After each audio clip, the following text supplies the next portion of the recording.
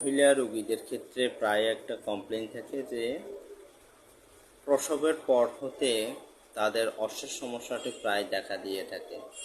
এক্ষেত্রে তাহারা প্রায় বিড়ম্বনায় পড়ে।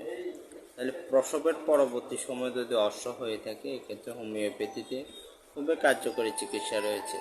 এক্ষেত্রে সাধারণত যে সকল ওষুধ খুবই সফলতার সাথে ব্যবহৃত হয়ে থাকে, যেমন pulsatilla, ignatia, acid nit, muriatic acid, aloes, sulphur, নাক্সপোম ইত্যাদি ওষুধ ব্যবহৃত হয়ে থাকে।